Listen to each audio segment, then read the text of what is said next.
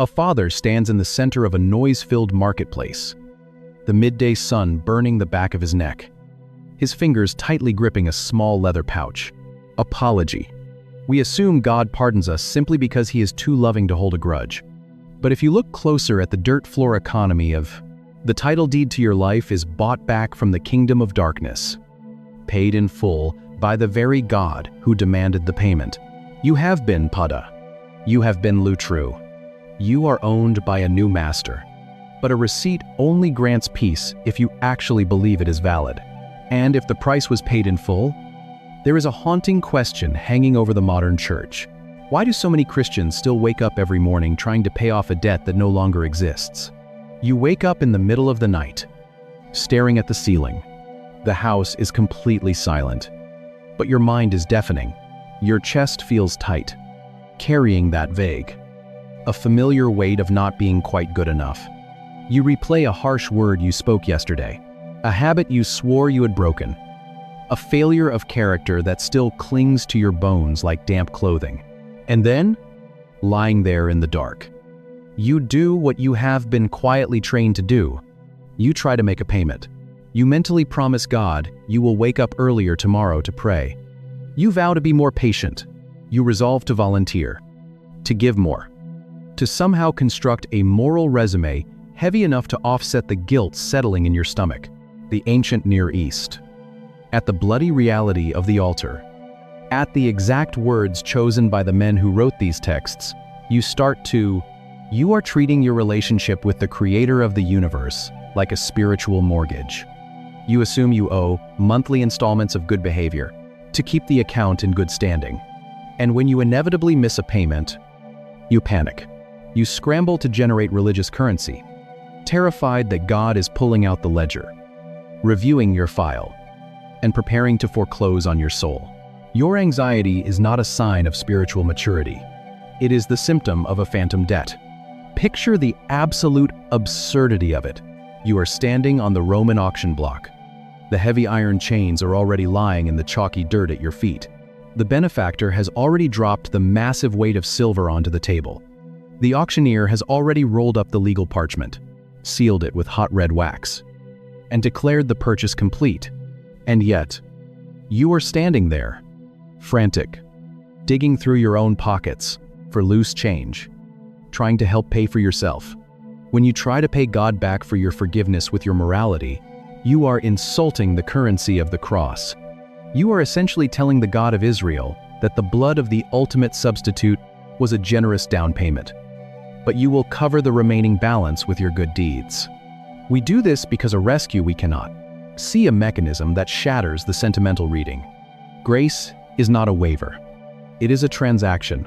The real question of this entire narrative isn't contribute to feels dangerously out of our control. We want to be partners in our salvation. We want to retain a little bit of dignity. We want to believe that we are at least partially responsible for our own standing before God. But the ancient legal mechanism of Padah does not allow for a cosigner. You are either the captive or you are the buyer. You cannot be both. To finally break this exhausting cycle of religious performance, you have to stop staring at your own empty pockets. You have to leave the modern world behind.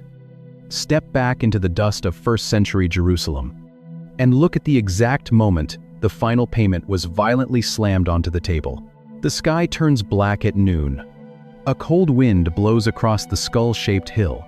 Roman soldiers sit in the dirt, tossing dice against a leather shield for a seamless garment. The air smells of sweat, sour wine, and raw iron. 3 heavy pieces of timber stand against the dark horizon. Look at the man in the center. He pushes up against a thick metal spike just to draw a single, ragged breath. The splintered wood scrapes against his torn back. Warm blood drips steadily into the dry Judean soil. The crowd hurls insults. The religious elite sneer. The empire watches with cold indifference. Most people look at this hill and see a tragic state execution. Does God love you enough to forgive you? It's this. What exactly did it cost to get you out? We are a species desperate for secure. They see a noble martyr dying for a lost cause. They see religious leaders winning a political battle against a rebel rabbi from Nazareth, but look closer at the unseen mechanics of the moment. Golgotha is not an execution ground, it is a marketplace. The splintered cross is the auction block. The dripping blood is the silver currency. The sky goes dark because the ultimate transaction is finally taking place. Every single lamb violently slaughtered in the wilderness tabernacle pointed to this hill. Every 5 shekels handed to an ancient priest for a firstborn son pointed to this wood. Every Roman benefactor buying a slave from a pagan temple pointed to this exact, brutal exchange. The cosmic debt is called in. The ledger of human rebellion is violently opened. The final cost is calculated. It requires absolute perfection. It demands infinite weight. He does not negotiate. He does not ask for a temporary extension. He does not offer a partial payment. He absorbs the trauma. He takes the hit. His lungs fill with fluid. He cries out with a torn throat. He utters a single, devastating word. Tetelestai. It is finished. Paid in full, the gavel strikes the wood. The iron chains shatter in the dirt. The receipt is stamped and sealed. The Padah is complete. The lutru is finalized. The captive is legally, permanently bought back from the destroyer. But stepping off the auction block creates an entirely new reality. Footing. If you have ever laid awake in the dark, feeling the crushing weight of your own failures, wondering if God is eventually going to call, if you are purchased, you are no longer a condemned captive. The crushing debt is permanently gone, and the chains cannot be put back on.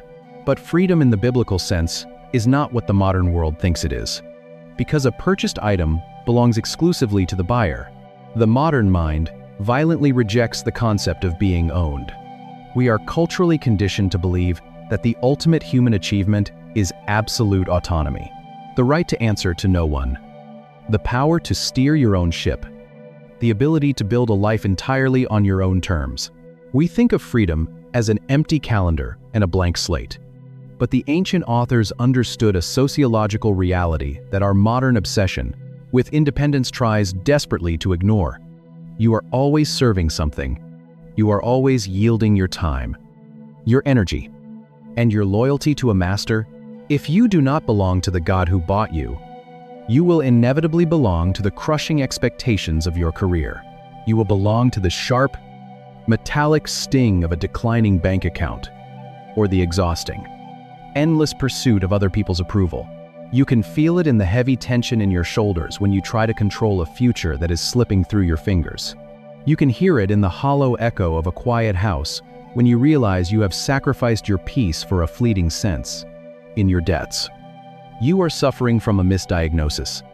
If you constantly find yourself trying to pay God back for your mistakes with better behavior, and you, of earthly security, we think we are free agents, but we are actually just captives to smaller, more brutal gods who never bleed for us, gods who demand constant sacrifice and offer absolutely no grace in return. This is why the Apostle Paul, writing letters from a damp Roman prison cell, rubbing his hands together to keep warm, never introduces himself to the early church as a free man. He introduces himself as a doulos, a bondservant of Christ. He understands the mechanics of Padah. He knows that his massive, unpayable debt was settled with the blood of a substitute, which means his life is no longer his own property to manage. Freedom is not the absence of ownership. It is the security of a better master. When you realize you have been purchased, the terrifying pressure to maintain your own spiritual ledger completely evaporates. You do not have to frantically generate moral currency to keep God happy.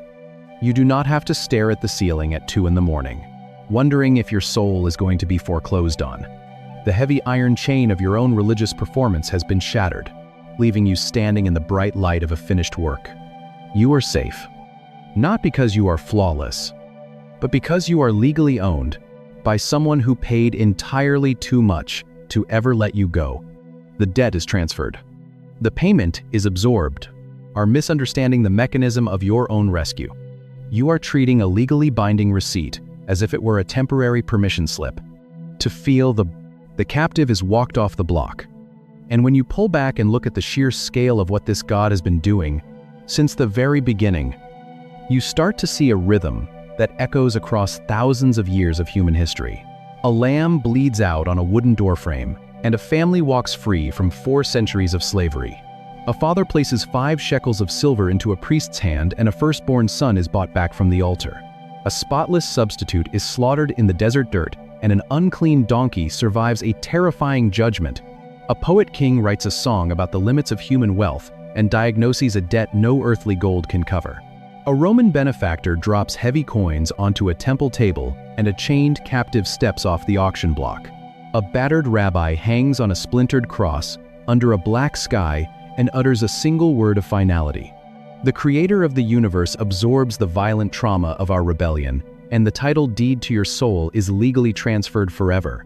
One transaction. One substitute. One story. But here's the part I keep coming back to. It is the donkey. Absolute, staggering weight of what actually happens on a Roman cross. You cannot start in the New Testament. You cannot start with the epistles, or the unclean animal standing in the dusty courtyard of the wilderness tabernacle. It had absolutely no right to approach the holy presence of God. It possessed no moral currency. It could not change its nature. It could not improve its behavior. And it could not transform itself into a lamb. It simply stood there, breathing in the dry desert air, while a perfect, spotless substitute took the violent hit in its place. If you are in a season where you feel completely exhausted by your own religious performance, constantly terrified that your spiritual ledger is slipping into the red, Golgotha is a place to stand. You are not a partner in this purchase. The heavy iron chains are already lying in the dirt. You do not need to frantically search your empty pockets to help pay for a rescue that was finalized 2,000 years ago. If this shattered a misconception for you, subscribe. Leave a comment. Even one word helps. Share this with someone who is exhausted from trying to pay God back. Pray for us as we keep digging into these texts. And may the God who refused to leave you on the auction block meet you in your exhaustion and remind you of the staggering price he was willing to pay just to call you his own. Gospels. You have to step back into the brutal heat of the Sinai desert. You have to stand outside a wilderness tabernacle, watch a lamb take the place of a donkey, and uncover a single ancient Hebrew word that changes everything you thought you knew about freedom. The air around him is thick with the smell of wood smoke, animal sweat, and the fine, chalky dust kicked up by livestock. We live in an economy of invisible money. Numbers shift on a glowing screen. A debt is cleared with a keystroke. A bankruptcy judge strikes a wooden gavel. A paper receipt slides into a shredder. We project this exact system onto heaven. We assume God operates like a cosmic bank manager. You make a moral mistake. You accrue a spiritual debt. You whisper a quick apology in the dark. The manager hits delete. The screen clears. The ledger zeroes out. But a deleted file costs nothing. A shredded document requires no sacrifice. A waived fee demands no blood. Forgiveness is not a clerical error. It is an absorption of trauma. If you throw a rock through a neighbor's window, the neighbor can forgive you. The neighbor can refuse to call the police. The neighbor can smile and say the relationship is restored. But the cold winter air still blows through the wooden frame. The shattered glass still covers the hardwood floor. The cost of the new pane does not evaporate into the atmosphere. The neighbor absorbs the cost. The neighbor opens his own wallet. The neighbor hands over the cash. True forgiveness never cancels a debt. It only transfers it. Someone always pays. Someone always bleeds. Someone always takes the hit. We have sanitized the biblical story. We have turned a brutal rescue mission into a polite, legal agreement. A donkey brays sharply just a few feet away. A priest waits quietly, his hand outstretched. And because we have cheapened the grace, we have ruined the peace. This is why so many church pews are filled with exhausted people. They are waiting for the other shoe to drop. They are sweating through a spiritual audit. They are terrified that God will eventually check the ledger again. If your debt was merely deleted, A system glitch could bring it back. If your pardon was just the good mood of a benevolent God, his mood could change tomorrow. A waived fee offers absolutely no security, but a purchased item belongs to the buyer. The ancient Israelites did not have digital ledgers. They did not have keystrokes or delete buttons. They had dirt. They had stone altars. They had the warm, sticky blood of livestock on their hands. When they thought about being spared, they did not think about a judge waving a hand. They thought about a substitute. They thought about a brutal, physical exchange. To understand the exact price of your freedom, you have to look at a terrifying law God established in the shadows of Egypt. It is a detail hiding in plain sight in the book of Exodus, and it demanded that every single family make a horrifying choice. Blood dries, dark and crusty, on the wooden door frames of Goshen. The wailing of Egyptian families still echoes across the Nile River. The father is not here to buy a field. He is not here to settle a debt with a neighbor or pay a tax to a distant king. A nation of slaves marches out into the unforgiving heat of the wilderness, breathing free air for the first time in 400 years. But before the dust even settles on their sandals, God stops the procession. He speaks to Moses and establishes a terrifying new baseline for the nation of Israel. Exodus chapter 13, verse 2. Consecrate to me all the firstborn. Whatever is the first to open the womb among the people of Israel, both of man and of beast, is mine. God just claimed the title deed to an entire generation. The logic is stark. On the night of the Passover, the destroyer swept through the empire and took the life of every firstborn. The only reason the Israelite children survived is because a lamb bled out in their place. God spared them, which means God now owns them. They are his property. For a clean animal, a calf, or a lamb, the requirement is straightforward. It goes to the altar. Its blood is poured out. But this creates an immediate, horrifying problem for two specific categories of life: the donkey and the human son. The donkey is an unclean animal. It cannot be sacrificed on a holy altar, and human sacrifice is the ultimate abomination to the God of Israel. So the firstborn donkey and the firstborn son are trapped. He is here to buy his own son. This scene plays out in every village, in every generation, for centuries of Israel's history. They rightfully belong to God. They owe him their lives. But they are utterly unfit for his presence. Exodus 3:13. Verse 13 provides the only way out. Every firstborn of a donkey you shall redeem with a lamb. Or if you will not redeem it, you shall break its neck. Every firstborn of man among your sons you shall redeem. Picture the absolute physical brutality of this choice. An Israelite farmer stands in the dirt holding a newborn donkey. It is a valuable piece of livestock, the biological engine for his agricultural survival. But it is forfeit. Unless the farmer takes a perfectly healthy lamb, slices its throat, and hands it over to God in place of the donkey must die. Its neck must be violently broken. The lamb is not a religious metaphor. It is a legal currency. It is the exact, bloody purchase price required to get the donkey back alive. If the lamb does not die, the donkey does. There is no third option. There is no waived fee. And this exact same mechanism applied to every single human son born in Israel. Every father had to take 5 shekels of silver, the equivalent of a substitute lamb, and place it into the hands of a priest. They were born owing a debt they could not pay, destined for a judgment they could not survive, requiring a substitute to buy them back. A man walking up to a priest, 5 shekels of silver changing hands. A firstborn child being formally, legally purchased back from the God who rightfully claimed him. But the English word redeem is too polite. It sounds like cashing in a coupon at a grocery store. To feel the actual weight of the exchange happening in the dust of the tabernacle, you have to look at the exact Hebrew verb Moses chose to write on the scroll. Look closely at the English translation of Exodus 13:13. You will read the word redeem. It feels religious. It feels safe. It feels like a word printed on a floral bookmark or sung under stained glass on a Sunday morning. But the word Moses, actually pressed into the parchment, is the Hebrew Padah. Padah is not a theological concept. It is a commercial term. It means to ransom, to rescue by paying an absolute price. To sever a legal bond through a physical transaction, it is the exact word used when a captive is standing on a wooden auction block, chains cutting into his wrists, and a stranger walks up and drops a heavy leather bag of silver onto the table.